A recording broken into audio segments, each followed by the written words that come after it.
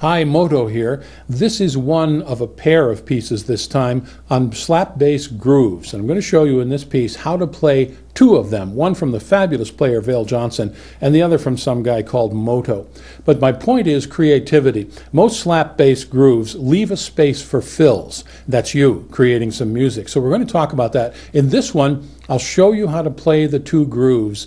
And in the other piece, I'll show you about fills. And there are three ways to do those. One is to lift directly, it's called a quote. One is to adapt somebody else's work, and the other is to create your own. And we'll talk about all three in the other one. But for right now, I really hope you will go now to see Vail Johnson play the piece I'm going to show you how to play. It's a YouTube search. Just look for Kenny space G, comma, bassist. And it'll be the first one in the stack. Go to 2 minutes and watch the groove, and then come back. Welcome back. Now, the interesting thing about that to me is that Vail Johnson is playing in drop D. I like it. I'm going to have to try it sometime. All you do is drop the bottom note. Everything else goes down 2 frets. It's very easy to do, and it sounds great. I want to show you how he's doing it without having to retune. I just found this interesting. It's the equipment. And the other thing is the effect on dropping that D, as far as human hearing goes. I think you'll be interested in that. So let's take a look. Vail Johnson plays an X-Factor bass. My thanks to Andy of Aberdeen, Scotland, for giving me permission to show the pictures. He is Bass is Ace on the chat group basschat.co.uk. We're both members, so thanks, Andy. Now, you've seen the bass. Here's the important part, and that's the headstock. So going from the lightest string to the heavy E, you see the first 3 strings have got their own nut, but the 4th string, the low E, has a fret there. And then going into the headstock, you'll see another fret and then the nut. In other words, a full step down. Sticking out of the bottom is the world's smallest capo. Slam that thing down and your bottom string is in E. Snap it up, your bottom string is in D. That's how you do it without having to retune. Now, the numbers, I think, are impressive for moving from E to D. So here they are on the screen. The point is 17% down from the E to the bottom of human hearing. I'm going to play it right now in E and then in D, just the opening of this groove so you can hear the difference.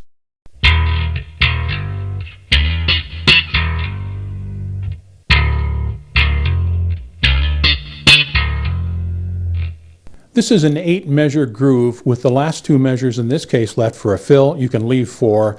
We'll see that in the next piece. Number 2, we're going to play it in E because that's what most of us will end up playing it in. Plus, there's one nice variation that you can't do in E, but you can do in E.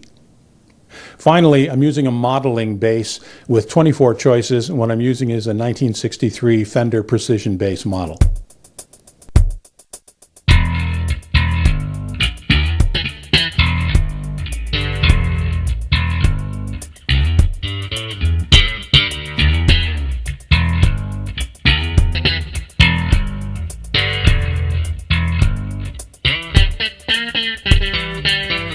Now we'll take a note-by-note run-through and then the variations. This is an 8-measure groove with the last 2 measures left for a fill. I just want to remind you, you can count it as this goes by. But anyway, that's the first part, really the theme. And then 5 to 7 on the 3rd string with the octave on top, 2 frets higher. Then, I'll explain this later or talk about a variation. That's it. So that's 6 measures. The last 2 are left for the fill. So that's the way that goes. Now the variations quickly are, first of all, this is a very clean opening. And I'd like to jazz it up a little bit. So here's what I do. So it's one open hit, and the second hit is muted by my palm.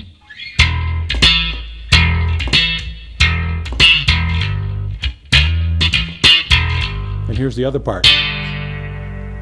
So I'm looking around and I'm figuring, can I get these 2 notes anywhere else? And the answer is yes. Maybe you see this already, but this note is actually the harmonic of the 2nd string open. And this note is actually the 1st string open. So can I do this somewhere else? And the answer is yes. I go up to the octave.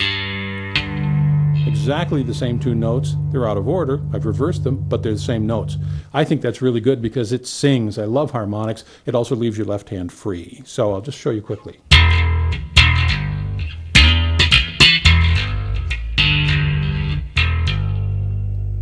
Now to this Moatoh dude, and talk about creativity. This is an accident. I wanted to learn how to play Larry Graham's POW, just the opening. I couldn't follow him. So what I tried to do on YouTube was find somebody who's doing one of those little instructionals, and I kind of made a bad choice. He was a young guy, was not using a metronome, and for me the explanation was not that great. So what I ended up with was not POW, but I ended up with something, and now it's mine.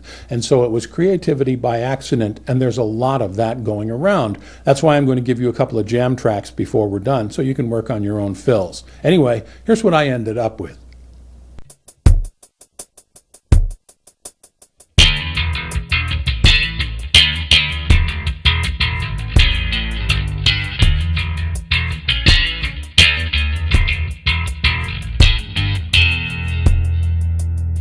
Now a note-by-note run-through on this.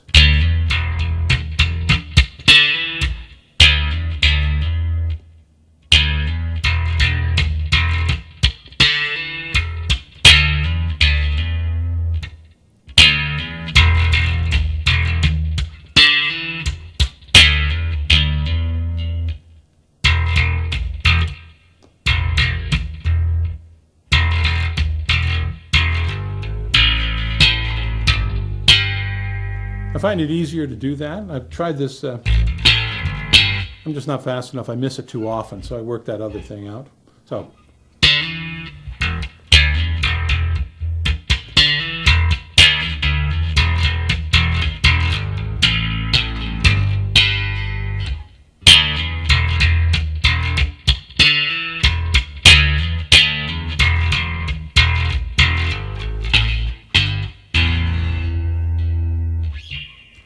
Pretty simple. I'll do it one more time, but once again, this is, I hope, fairly elegant.